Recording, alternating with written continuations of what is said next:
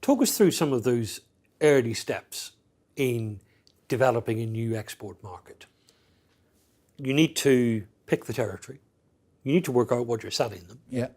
You need to do your homework and do your research. Yeah. First one is appreciate you're not going to beat them on price alone, notwithstanding that if it's in a dollar-based economy at the moment, it's very attractive to beat on price alone because of the devalued sterling. But you're not going to pull that off because Vietnam, Cambodia, Indonesia, Africa are always going to sell into that market more cheaply than you. So what you have to do is sell in there on something that is special. Why would the consumer? The consumer might be John Doe in the street, but it might be another company, and your widget or your service is going to go into theirs and go on to somewhere else. Why would they buy yours? Why? So it has to be special. So it's either going to do it better, or it's going to do it on a reliable basis. So in other words, you can be trusted in your supply, or by having you, they are enhanced in what they do.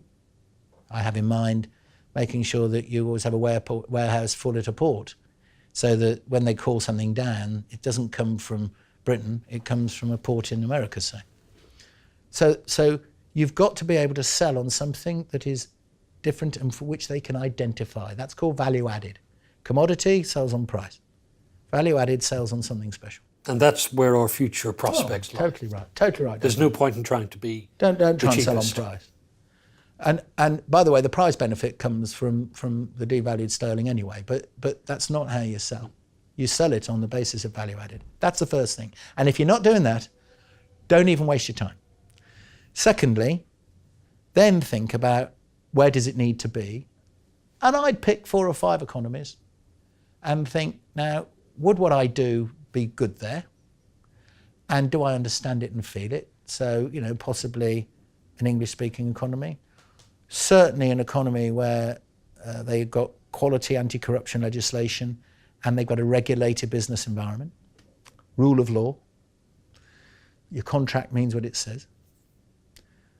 Then thirdly, talk to your suppliers and to your customers who already export. Automotive's a good example. The Japanese taught us such a lesson. One of the reasons why Japanese cars are so reliable is because actually they bother with the supply chain. They bother with the people who sell them stuff. They talk about how do you do it, how do you train your people, come with me on the journey, come with me as partners. And they reap rewards on quality production. So talk to them.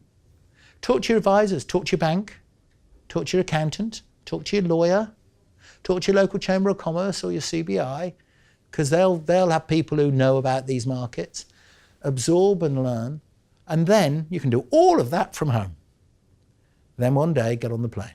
You've got to go there. You've got to go there. Because at the end of the day, this matters. Look them, in the whites of their eyes and have a chat. Exporting isn't easy. It's hard work. You need to pay attention to the detail. Some people might think it's really not worth the effort. You start ahead of the game in the fact that you're trusted, rule of law and a way of doing business, and you speak the global language, which is excellent. You're in the right time zone for so many things. And understand that you're starting probably behind the game a little bit because you've never done it before. And then do that in 1 or 2 markets, and then come back and decide how are you going to do it, map it out, how many times are you going to go there, what are you going to do, what are you going to sell there? And always make a show of that you don't know their language. Don't try and pretend you know their language when you don't. But just show you've taken the trouble to say please and thank you and hello in their language. They'll love you for it. So if you can say ni hao when you go to China, great say ni stuff. hao. Yes. And never, people always said to me, how did you build a law business and how did you get your clients? When I was talking to that client, when I was with that client, they were the most important person in my life.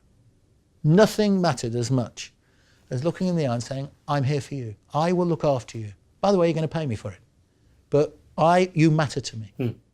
Everybody keeps talking about, we've been talking about China for years and years and years, about how important it is as a growing market for the rest of the world. I wouldn't go there first. There are many, there's not a lot more low-hanging fruit in the global economy before you get to China. That is not in any way saying that China's not important, it is. It's not saying that in 10 years' time, if you've cut your teeth somewhere else, made a few mistakes somewhere else, then you, somewhere like Hong Kong, which has a rule of law and is used to the English way of life, use them as a springboard into China, get yourself a good Chinese partner, deal with your supply chain. You know, somewhere along your supply chain, either up it or down it, you're going to have someone who has dealt with China. Use them as partners. I mean, there's lots of ways of going into the Chinese market. There's lots of opportunities, but they do things differently. Notice I didn't say better or worse, but they do things differently. And it's a market, if you can understand it and you can get in there, you'll make some money, but I just wouldn't go there first.